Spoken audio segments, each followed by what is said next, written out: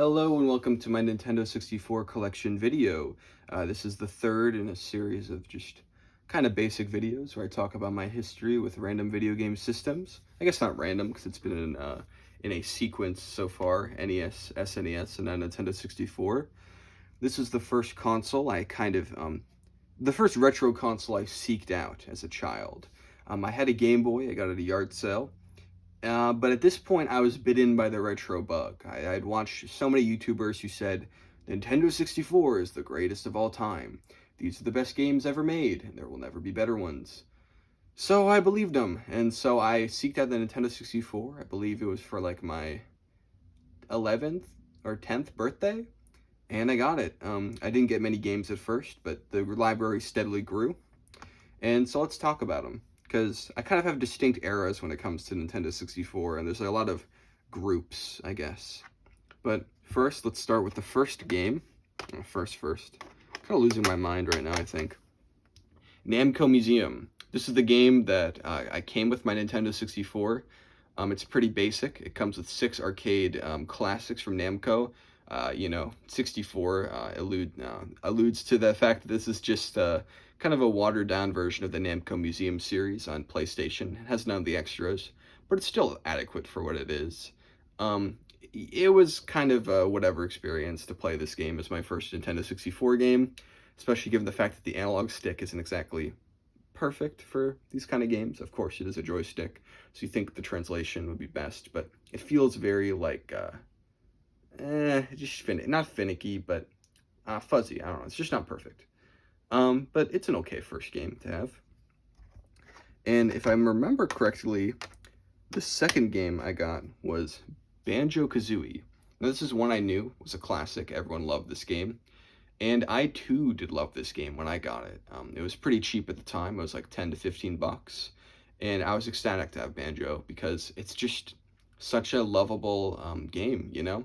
It's not as deep as Mario 64 when it comes to movement, but when it comes to kind of combining platformer elements with a collectathon adventure sort of style, this game can't be beat. It's very unique in a lot of ways. It feels, in many ways, like a relic, more so than a lot of the like kind of good Nintendo 64 games, but also an enjoyable relic. It kind of reminds me of like the weird NES games that kind of went off the beaten path to mix results.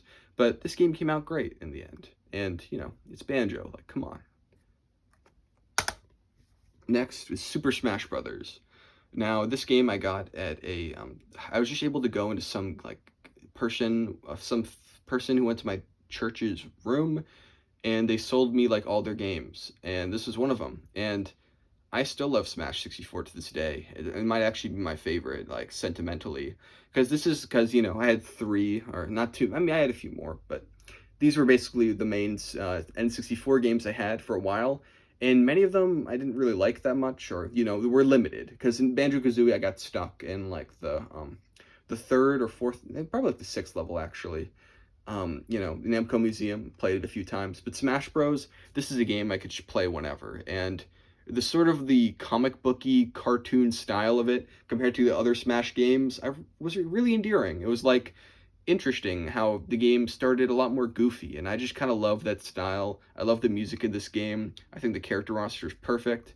The way it expresses the ideas of Smash Brothers it's so fun. Like, I don't know, like it's focused. I guess that's how I describe it. There's not like a million collectibles or anything. There's not a million stages. No one really cares about this game competitively. It's just a fun party game, which in a way is what Smash Bros. Was always meant to be, even if it has strayed from that. And, it's had a lot of ups and downs over time.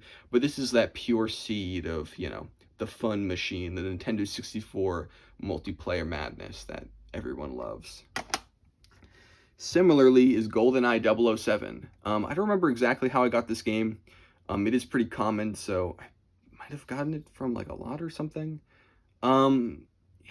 Yeah, it was fun to play this game as a kid, I heard about the multiplayer, so I tried it out, and I didn't really understand it, but just kind of walking around these gigantic empty halls and, the excitement of finding someone in a basic way, it was pretty enjoyable. But yeah, it's okay. It's GoldenEye. I do love it's a rare game, so there are lots of fun tricks, but the actual game itself is my favorite. Rayman 2. This is a green cart. I tried playing it, and I it's kind of a scary, lonely game. Didn't really get into it, but of course it's Rayman 2. It's a classic. I'm gonna have to give it another try later. Paper Mario. This is one of the first big cartridge games I bought. I think I got it for like $50 back in the day. It kind of stuttered and didn't work, so I just got the Virtual Console version after because I was kind of sad. But I love Paper Mario, especially as a kid, more than basically like anything in the world. Thousand Year Door was my favorite game. I rented it, but actually being able to own this one and get through it was just a ton of fun. It's just a classic game, you know, you can't beat it. Thanks to Chugga Conroy for recommending this one, you know. Without that guy, I would probably have never tried Super Paper Mario and then the other games that ended up being pretty integral to my childhood and my love of Mario and all that. So these are the games that I guess I had when I first had the console, the first like few years, I'd say like 3 or 4, because I'd always look for Nintendo 64 games, but I would not find much. I definitely had a few other ones like Tony Hawk, the original port. Blast Corp is a decent game that I got rid of. I had a few wrestling games I didn't care about at all. Shadow Man, I had Shadow Man. So you can see, like, I had some games, but nothing that really left an impression besides a few, you know, the ones I still have today. And that was until, I'd say, the next phase. One New Year's, we were at, like, a family friend's house, and they just didn't really care about their Nintendo 64 stuff. So they gave me all of the games they had, and a lot of these games were awesome. First, we got Rogue Squadron. You know, Factor 5, really great studio. They pushed the hardware to its limits, but I'm just not into these kind of flight sim sort of games that much. Especially like the ones from like, you know, that are more like rail shooters. I don't know, there's something about it. I don't like flight controls that much, but I can acknowledge this is a great game for what it is. Pokemon Snap. It took me a long time to play this one, but it's just such a charming, engaging experience. The development is so interesting, and how they basically gave these people money and just said, make a game, like all these creative people. And it took them a long time, but coming to this creation, you know, it's something truly unique. And I feel like it's a great argument for games without, you know, non-aggressive games that are still fun and engaging. Because, you know, it's taking photos, you know, it's like just such a good application of video games. Like, I don't know, we need more stuff like this. And if it takes giving a bunch of creative people infinite money while they just dawdle and don't know what to do for a few years, then maybe that's fine. The Pokemon part of it, you know, it wasn't originally supposed to be a Pokemon game, or that wasn't, you know, the conceit originally, but I think it fits in really well. And even though it's a very cynical decision, it's hard to feel cynical about this game because it just bursts at the seams with creativity. F-Zero X. This game is fantastic. This is one of the best Nintendo 64 games ever made. It's extremely fast. It's super skill-based and difficult. It's the kind of game that, you know, you feel like it feels insurmountable, but in a way that is just kind of like enthralling. I don't know. It's like the Dark Souls of racing games, and this game in particular has a very like a macho heavy metal edge. F-Zero GX would kind of go into a electro kind of like CGI elasticy feel, while this one feels very grounded in a way, very dark, but I think it's a masterpiece and one of the best games Nintendo made for N64. Pokemon Stadium. This is a great party game. I don't know, it's simple, you know, but the rental Pokemon just kind of give you access to just a fun way to casually play Pokemon battles with your friends, and even people who don't even like video games, because, you know, just watching the characters do all the animations, the fun announcer, it's a, you know, it's a weirdly accessible game that I think gets kind of derided. Oh my god, Jesus, gets kind of derided for being simple and not offering the most stuff, but I think it's awesome. I love it. I love Pokemon Stadium. Finally, Rugrats in Paris. I love the movie Rugrats in Paris. It is a childhood classic. I cry every time I watch it. The game is terrible. Yeah, good luck getting past the golf part. So that's, you know, that's a big chunk of games that I got all at once. Somewhere in there I got Donkey Kong 64. I actually tried to beat this game, which was a mistake. It has some elements of it that are good, but yeah, it's Donkey Kong 64. It's kind of, I mean, I hate saying this, but it honestly could be used as a torture device. Then we have games that I just kind of acquired randomly. I don't, like, some of these I vaguely remember how I got them, like Mario Kart 64 was definitely at a yard sale, but these are a lot more recent. Like, those games before I got like around like 2018 and before, so this is like, I guess, the modern era. But yeah, Mario Kart 64, it's a nice kart racer. It's a classic. It kind of set the groundwork in a lot of ways for future Mario Kart games, but you know, every course in it's iconic, but it's not my favorite, of course. Shadows of the Empire. I got this in a box of random games. Half of it is like weirdly miscolored. It's kind of hard to show up with the way I have the lighting set up. Some guy, like, I don't know what the hell is on the stormtrooper's head. Someone draw that? I never played this game. I know the first half level is iconic, but and it was a very beloved early N64 game. But yeah, it's just it's not the greatest. There's no reason for me to play this, I guess, at the moment, even though it's not. I'm sure it holds up okay. Gex 64. If you remember last time, I talked about a miracle lot of games where I just had all these crazy boxed and sealed games for $2. Gex 64 was one of the, I think, 2 Nintendo 64 games. And, you know, it's a meme. It's Gex 64. I was kind of obsessed with this as a joke during high school. In all my presentations, I'd put Gex 64 into it somewhere, which really shows what kind of person I am. But yeah, it's an okay game. I played a few of the levels. It's a decent platform. I definitely see why people liked it at the time and why it got like a sequel and all that. Gex is a funny character. It's decent for what it is. It's Gex, you know, the ultimate free roaming 3D experience. You know, that's pretty cool. I guess I might as well go over the other Nintendo 64 game I got there. This isn't the full game. This is the box and the manual. I actually had Ocarina of Time separately, but I sold it, and then I got this box like a month later. So I was like, oh, great. So yeah, I need to definitely reunite this one. I also have the manual too. Oh, I also had Castlevania 64, but I sold that game because it's Castlevania 64. I wasn't really a huge fan of that one. And now we get to the modern era. The only like actual Nintendo 64 game I bought that's like a normal one is Lego Racers. I love Legos, especially this era of Lego and a little bit after. So getting this was just a lot of fun. I love the music. I just love seeing the classic Lego themes like Insectoids and Fright Nights and all that, and you know, the Islanders. It's just really cool. It's iconic in a lot of ways. I do. One of my kind of smaller collecting goals is to get all of the pre-Lego Star Wars Lego games, or at least get like a lot of them. And hey, this is one of them, and it's a fun little game. Next, we're gonna do. I've bought a few repros. One of them is Super Mario 64 that I got for my little brother, and this is Mario Party, which I got for myself because I really love Mario Party, especially the older games. You know, 1 through 7, or yeah, 1 through 7 basically. And yeah, this game has a reputation for being awful, because it kind of is, but it's a fun kind of awful with the sadism element and the analog rotation mini games that everyone hates. But I've had a lot of fun with this game. I do like it. I do just wish the boards were a little better, because that's the main problem. You know, it's not that the boards are like bad in a way where it's like, oh, it's just like, this is too hard. But it's hard to explain. They're just poorly designed, because they kind of railroad you in a lot of ways and kind of make progress difficult, so you're just kind of having an unfun experience. But besides that, yeah, it's Mario Party.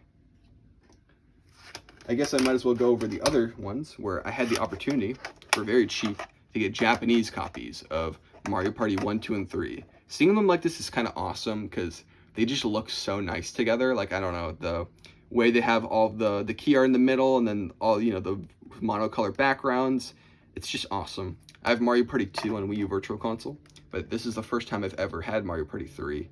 I can't really play it like this because it's Japanese, and, I can't really understand Japanese, and it has the region locking. But, hey, it's Mario Party 3. I technically have every Mario Party game from 1 to 10 now, so it's just kind of cool. Sorry if I'm kind of losing myself. I'm running out of steam a little bit, but we're almost at the end. That was kind of a taste of, I guess, what I've been doing recently is retro game shops. A few that I've been to have had a lot of Japanese games, which is really fun because, you know, they're cheap because, you know, a lot of people can't play them. But as like little collector's items, they're just fun and different. And some of these games you don't even need to read. So it's just a cool way to get these kind of games that otherwise would be a little outside of my price range for American copies.